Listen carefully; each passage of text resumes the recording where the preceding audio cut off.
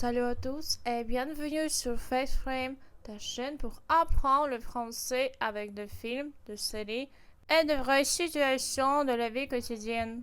Aujourd'hui, on plonge dans l'univers de Emily in Paris, une série Netflix qui mélange comédie, culture française et beaucoup de malentendus. Dans cette vidéo, on va te guider à travers une scène emblématique en expliquant les expressions françaises, les erreurs à éviter et les subtilités culturelles que même les touristes ne connaissent pas. Emily vient d'arriver à l'agence de marketing parisienne Savoir. Elle entre dans un open space élégant où règne un silence tendu.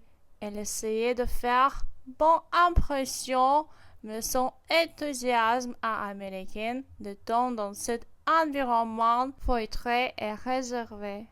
Emily, souriant, pleine d'entrain. Bonjour, je suis ravie de vous rencontrer. C'est un vrai privilège de pouvoir intégrer une équipe aussi talentueuse. Sylvie, sèche, légèrement ironique. Je vois. Et vous êtes donc l'américaine qui ne parle pas un mot de français, Emily? Rien, heureusement. Pas encore, mais j'apprends. J'ai toujours rêvé de vivre à Paris. C'est une ville si pleine de charme et de romantisme, bien sûr. Sylvie, impossible. Paris, Mademoiselle Cooper, n'est pas un décor de carte postale. Vous verrez ici, on ne fait pas de tourisme, on travaille. Analyse ligne par ligne. Emily, je suis ravie de vous rencontrer. C'est un vrai privilège de pouvoir intégrer une équipe aussi talentueuse. Registre soutenu, formel, poli. Vocabulaire. Ravi de vous rencontrer. Très poli, préférable à enchanté en contexte professionnel. Un vrai privilège. Tournure élogieuse, parfois perçue comme un peu exagérée en France. Intégrer une équipe, terme typique des ressources humaines. Talentueuse, flatteur, mais peut sembler opportuniste, c'est trop tôt. En France, les éloges trop directs de la première rencontre peuvent paraître exagérés ou hypocrites. La retenue est une marque de respect. Sylvie, et vous êtes donc américaine qui ne parle pas un mot de français? Tournure, qui ne parle pas un mot de français, insistant sur la compétence perçue. Sous-entendu, vous êtes venu ici sans aucun effort préalable pour apprendre la langue locale. Une entreprise française ne pas parler français en arrivant peut être vu comme un manque de respect culturel, contrairement au milieu anglo-saxon plus flexible. Emily, pas encore, mais j'apprends. J'ai toujours rêvé de vivre à Paris. C'est une ville si pleine de charme et de romantisme, bien sûr. Expression utile, pas encore. Réponse positive ouverte à l'apprentissage. Plein de charme, cliché acceptable. De romantisme, cliché risqué, évoque la vision touristique. Répéter que Paris est romantique donne l'impression que tu es venu pour te fantasmes plutôt que pour le travail. Cela peut desservir la crédibilité professionnelle. Sylvie, Paris, Mademoiselle Cooper n'est pas un décor de carte postale. Vous verrez ici, on ne fait pas du tourisme, on travaille. Expression clé, n'est pas un décor de carte postale. Critique directe de vision idéalisée.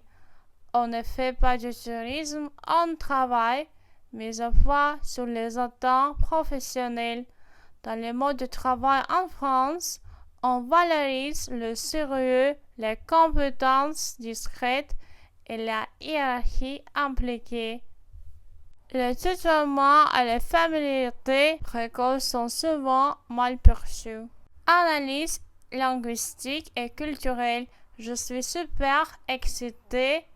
Erreur fréquente de anglophone. En anglais, I'm excited, enthousiaste. Mais en français, excité, en double sens, parfois sexuel.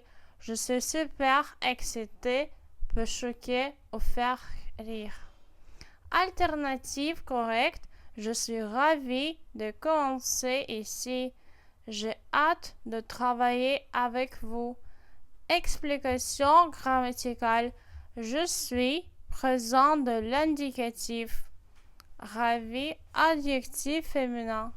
De travailler, construction avec préposition, verbe à l'infinitif. J'adore Paris, c'est tellement romantique ici.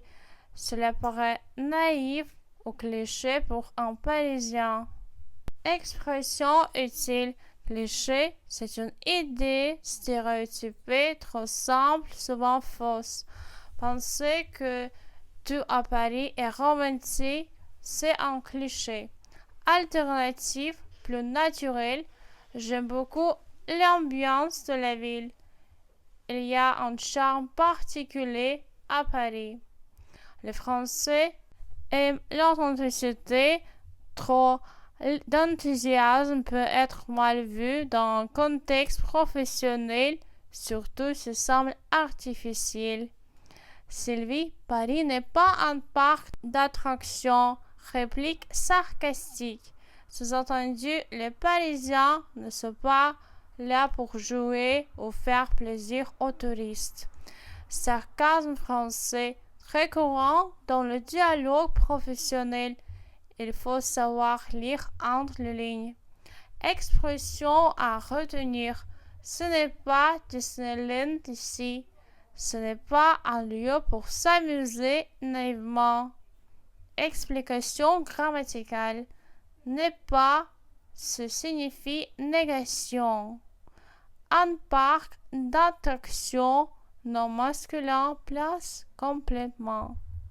Maintenant, vocabulaire clé du jour. J'ai hâte, I can't wait. Familière, positif. C'est cliché, it's a stereotype. Courant, culturel. Lire entre les lignes. Read between the lines. Idiomatique, avancé. Se fondre dans le décor. To blend in, to fit in. Idiomatique, sociétal. Être à sa place. To feel at home, welcomed. Émotionnel, contextuel. Exercice. Ado, jouez ce scène en changeant quelques détails. Vous êtes une stagiaire américaine de l'agence française. Vous faites une erreur culturelle, puis vous la corrigez. Exemple, bonjour, je suis super excitée. Oh, je veux dire ravi d'être ici. La collègue, c'est mieux, bienvenue à Paris. Vous avez déjà vécu un malentendu culturel? Quelle expression française vous a surpris ou amusé? Dites-le nous en commentaire. Merci d'avoir regardé cette vidéo avec nous. On a appris aujourd'hui ce qu'il ne faut pas dire quand on arrive à Paris, comment raconter un cliché et comment s'adapter à la culture française avec l'humour et stabilité. N'oubliez pas d'abonner à FactFrame, de liker et d'activer la cloche pour le plus épisode où on apprend le français avec des séries cultes. À très bientôt pour de nouvelles vidéos.